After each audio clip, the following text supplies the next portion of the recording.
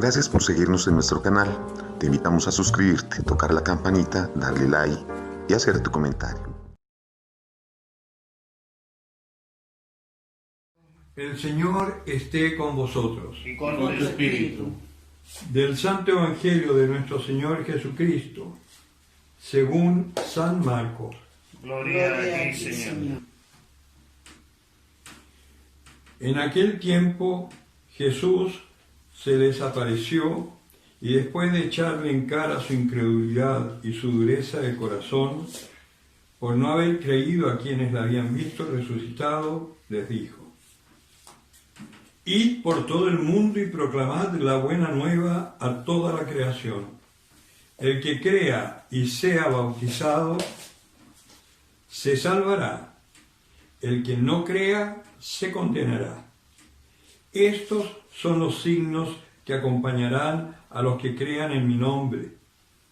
Expulsarán demonios, hablarán en lenguas nuevas, agarrarán serpientes en sus manos y aunque beban veneno no les hará daño. Impondrán las manos sobre los enfermos y se pondrán bien. Palabra del Señor. Gloria a ti, Señor Jesús. Tomen asiento. Pues en esta fiesta de la conversión de San Pablo tenemos que pensar también en nuestra propia conversión. Así como San Pablo fue elegido por Dios, y como lo decía en una Eucaristía el otro día, por su nombre, a nosotros, a cada uno, nos ha elegido por nuestro nombre. Nos ha hecho nacer en un hogar cristiano donde nuestros padres nos dieron el bautizo. Y eso es para una misión particular que tenemos para el mundo. Quizás alguno se cuestione al ver esta lectura del Evangelio, dice: claro, con razón andamos mal. Si los curas no tienen poder para sanar, los curas se enferman también de coronavirus, ¿no? O sea, se puede pensar que falta la fe, pero no se trata de eso. Porque hoy la situación en la que está la humanidad no necesita todavía estos signos extremos de fe. En la época de Jesucristo, Él tuvo que hacer milagros porque en la Escritura decía que el Mesías iba a hacer milagros concretos. Iba a dar la vista a los ciegos, iba a sanar a los enfermos, iba a resucitar a los muertos, concretamente. Por lo tanto, Él tuvo que hacerlo, no como una especie de teletón: pobrecito, este minusválido, lo vamos a mejorar para que sea válido, ¿no?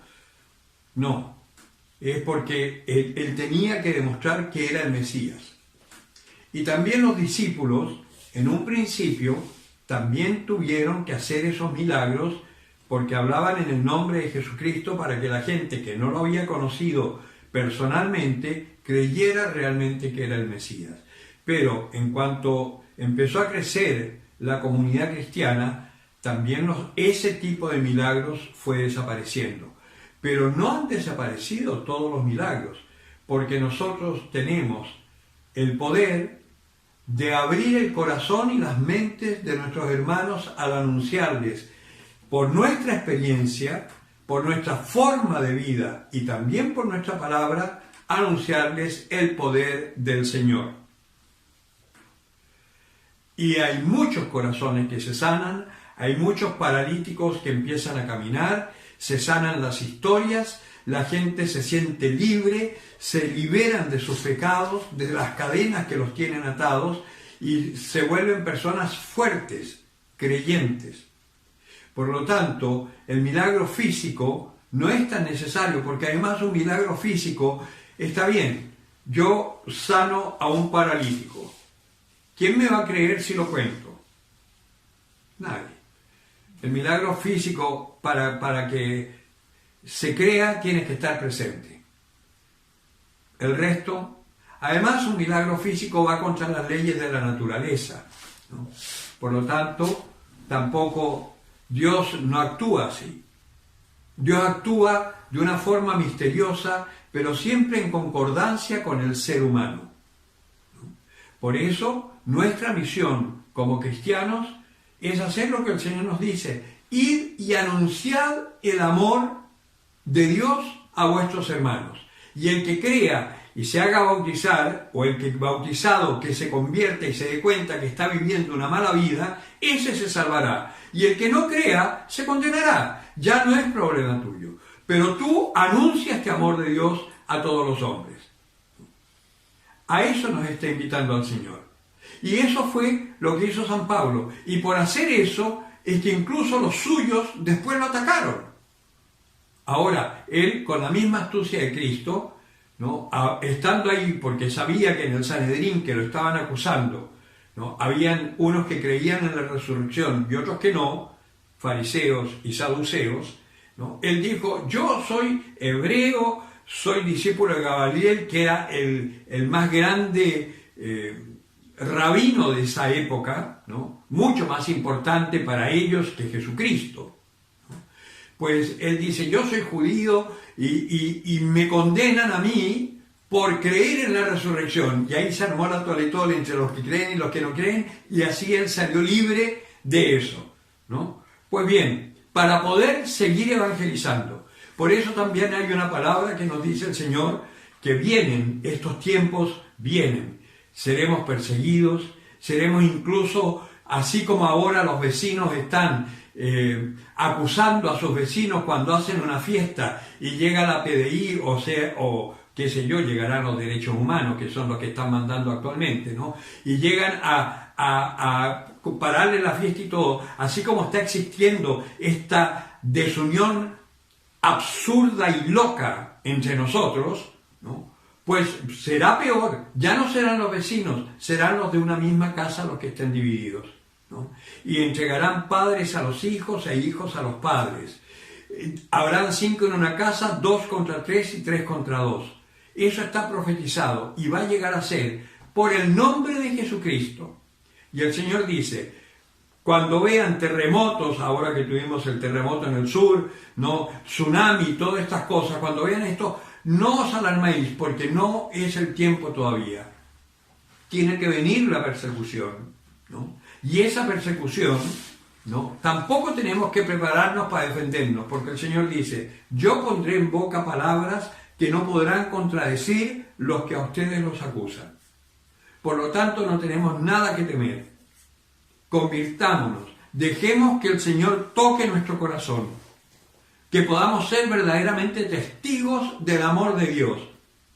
Y sin exigencias, sin moralismo, solamente hablarle, buscar, si se te presenta el caso de una persona que está sufriendo, decirle: ánimo, busca al Señor, ora, pídele, apóyate en tu ángel de la guarda, que Él interceda junto contigo al Señor, y el Señor te escuchará.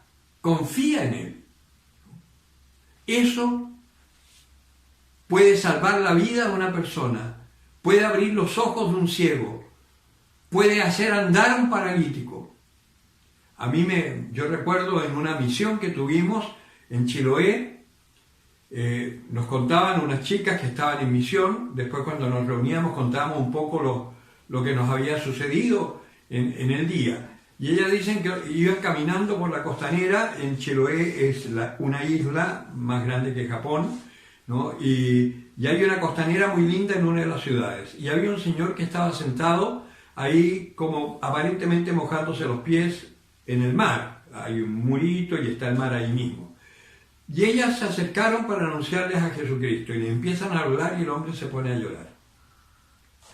Y resulta que ella le dicen: ¿pero qué te pasa tú? Y él cuenta que había tenido una discusión con su mujer y su hija, tenía una sola hija, lo habían echado de la casa, que no volviera más, y él estaba pensando en ese momento en suicidarse. Y con lo que ella le dijeron, él recobró la esperanza, ¿no?, y se puso a rezar, y tenía fuerza como para volver a su casa y pedir perdón. La palabra de Dios, cuando se proclama con fe, salva vidas. ¿Qué pasó con él? No tengo idea. Espero que se haya reconciliado o por lo menos que haya aceptado la voluntad de Dios y se haya encontrado con Jesucristo más allá de este anuncio que le hicieron. Pero basta con que hagamos eso y ya estamos haciendo una labor maravillosa que ninguna ONEMI, ninguna ONG, que ninguna derechos humanos, que ninguna ley podrá hacer, que es dar vida al que está sufriendo.